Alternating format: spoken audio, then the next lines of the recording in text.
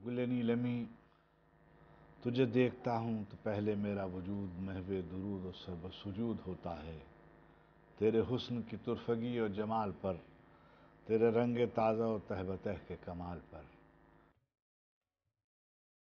پھر اداس ہوتا ہوں دیکھ کر وہ جو ایک خط ملال ہے تیرے رنگ سے، میرے خواب تک کہیں خوشبوؤں میں بسا ہوا، کہیں آنسوؤں میں گندھا ہوا۔ گل نیلمی تجھے کچھ خبر بھی ہے؟ انتظار کی گرد موسم سرخرو کو سیاہ کر کے گزر رہی ہے۔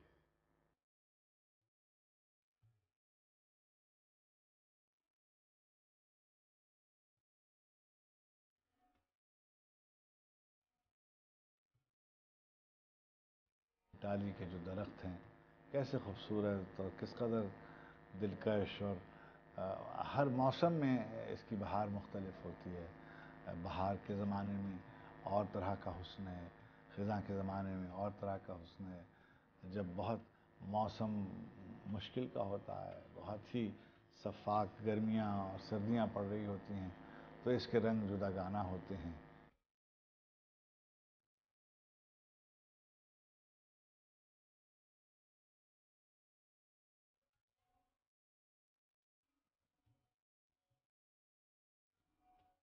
یہ ٹالی ہم یہاں پاکستان میں اس کو اس نام سے یاد کرتے ہیں، ویسے اس کو ہم شیشم بھی کہتے ہیں۔ انگلش میں اس کا کامن نام جو ہے وہ روز ووڈ ہے، لیکن علم و تحقیق کی روشنی میں جو پوری دنیا میں یکساں طور پر اس کا نام جانا اور پہچانا جاتا ہے، تاکہ علم و تحقیق کے میدان میں اس کے لیے ہم آگے سے آگے کی جستجو کر سکیں، وہ اس کا نام ہے ڈلبرجیا سسو۔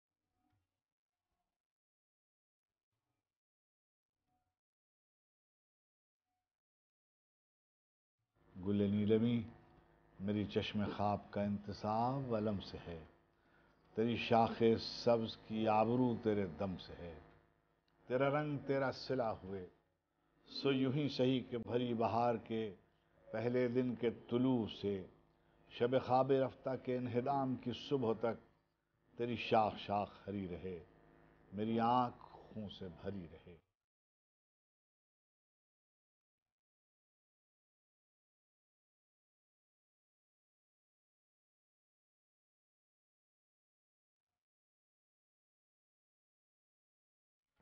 ہمارے پٹوہار میں اور خاص طور پر آپ راول پنڈی میں دیکھیے ٹالی کے جو درخت ہیں کیسے خوبصورت اور کس قدر دلکش، اور ہر موسم میں اس کی بہار مختلف ہوتی ہے۔ بہار کے زمانے میں اور طرح کا حسن ہے، خزاں کے زمانے میں اور طرح کا حسن ہے۔ جب بہت موسم مشکل کا ہوتا ہے، بہت ہی صفاک گرمیاں اور سردیاں پڑ رہی ہوتی ہیں، تو اس کے رنگ جداگانہ ہوتے ہیں۔ ان کو سنبھالیے، ان کی حفاظت کیجیے۔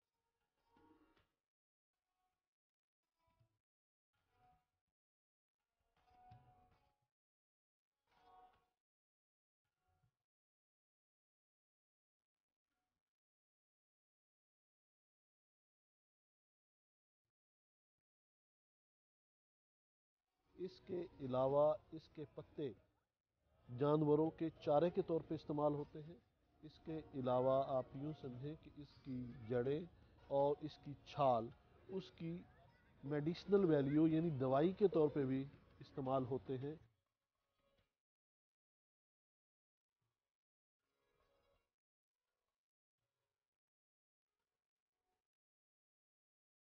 خزاں میں پتوں کے رنگ کی تبدیلی درختوں کی سخت سرد موسم سے نبرد آزما ہونے کی تیاری کا اظہار ہے۔ اس تیاری کے مراحل میں ان کے خوبصورت رنگ زرد، شوخ سرخ اور پرپل دکھنے کو ملتے ہیں۔ دراصل گرمیوں کے موسم میں پتوں میں ضیائی تالیف یعنی پانی اور کاربن ڈائی آکسائڈ جذب کر کے آکسیجن اور گلوکوز تیار کرنے کا عمل عروج پر ہوتا ہے۔ یہ عمل سبز مادے کلوروفل کی وجہ سے ہوتا ہے۔ یہی کلوروفل پتوں کے سبز نظر آنے کا سبب بنتا ہے۔ مگر گرمیوں کے اختتام اور سردیوں کے آغاز پر جب ضیائی تالیف کے لیے ضروری سورج کی روشنی کی شدت اور پانی کم ہو جاتا ہے تو ضیائی تالیف کا عمل بھی کم ہوتے ہوتے بتدریج ختم ہو جاتا ہے، جس کی وجہ سے سبز مادہ کلوروفل پتوں سے غائب ہو جاتا ہے اور دیگر کیمیائی مادوں کا رنگ نظر آنا شروع ہو جاتا ہے جو سرخ، پیلے اور پرپل رنگوں پر مشتمل ہوتے ہیں۔ خزاں کے یہ رنگ سردیوں میں سخت سرد رات کے بعد تیز چمکدار دھوپ میں زیادہ نظر آتے ہیں۔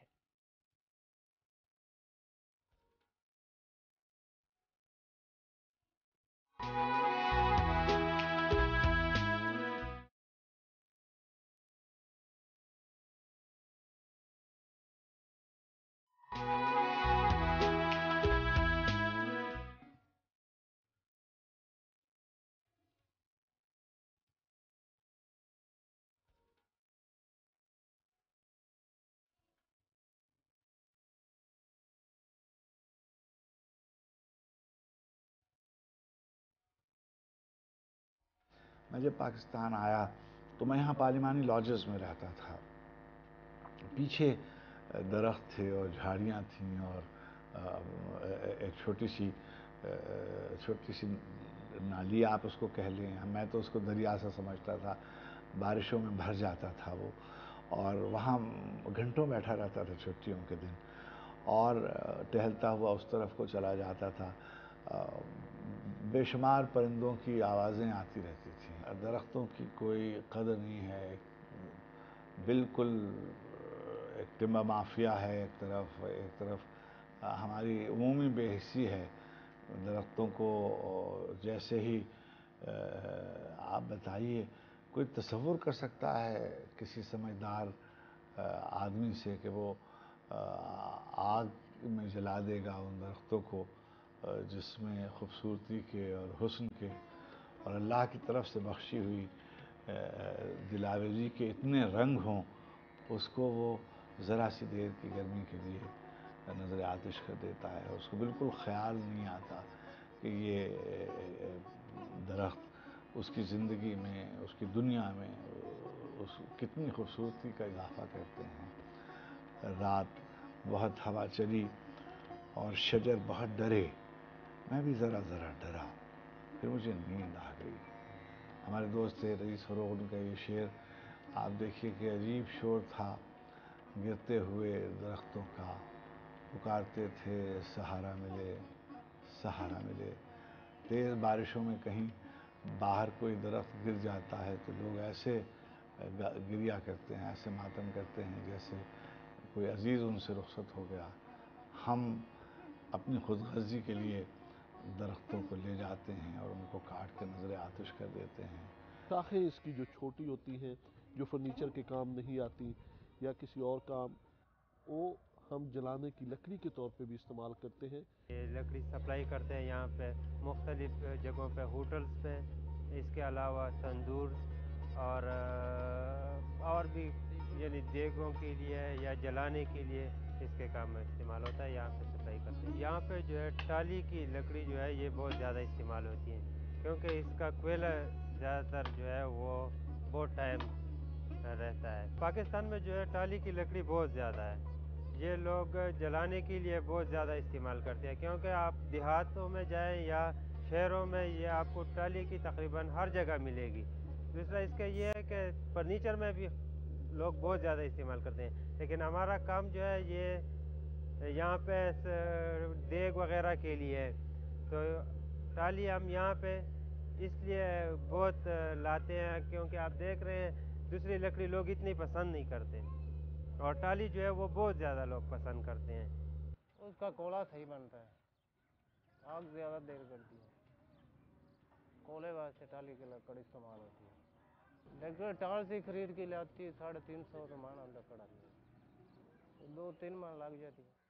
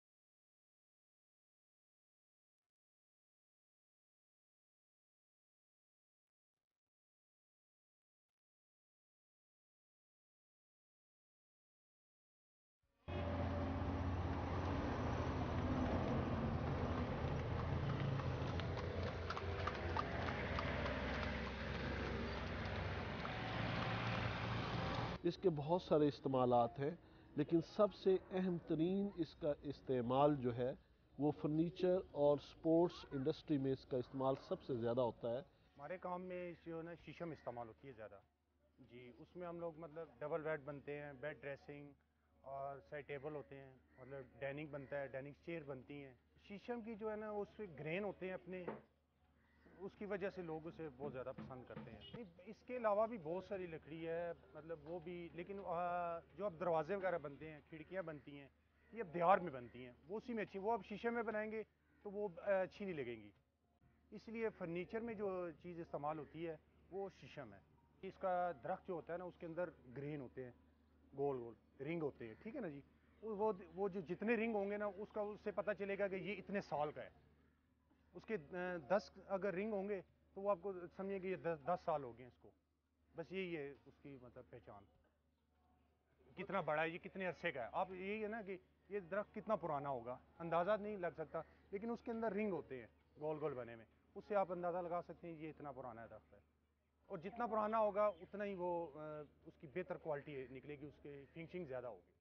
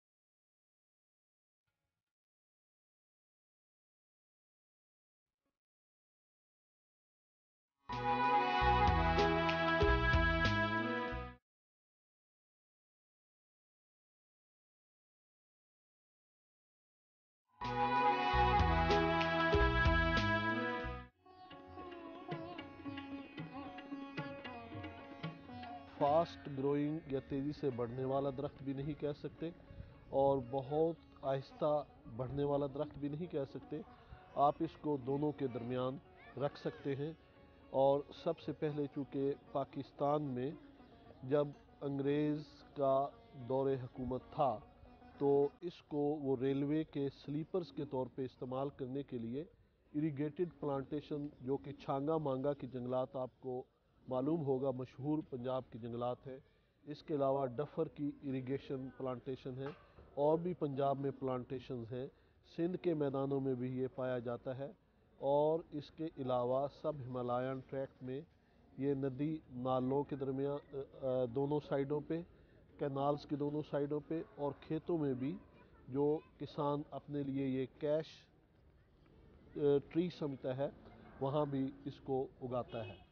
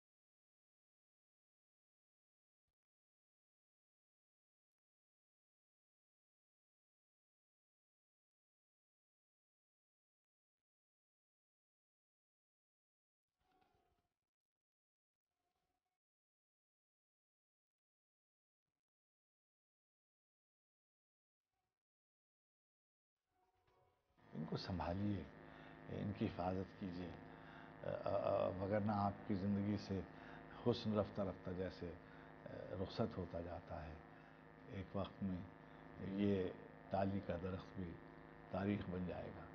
پودے نہ ہو جس میں شیشم ایک اہم پودا ہے، خصوصی طور پہ پنجاب کی سطح تک پودے نہ ہو تو ہم جو آکسیجن استعمال کر کے کاربن ڈائی آکسائڈ باہر نکالتے ہیں، اس کاربن ڈائی آکسائڈ کو دوبارہ ہماری سانس لینے کے لیے آکسیجن میں تبدیل کرنا یہ پودوں کا ہی کام ہے۔ آپ یہ سمجھ لیں کہ یہ ہمارے پھیپھڑے ہیں، نہ صرف یہ خوبصورتی میں اضافہ کرتے ہیں، اور اسی لیے نبی کریم صلی اللہ علیہ وسلم نے فرمایا ہے کہ یہ درخت لگانا، چاہے وہ ٹالی کا ہو یا کوئی اور درخت ہو، وہ صدقہ جاریہ ہے، کیونکہ یہ نہ صرف آپ کی اکنامکس میں بلکہ کائنات کے حسن میں اور آپ کی صحت کے لیے بھی ان کا ہونا بہت ضروری ہے، اور جو آب و ہوا کا توازن پودوں کے نام سے۔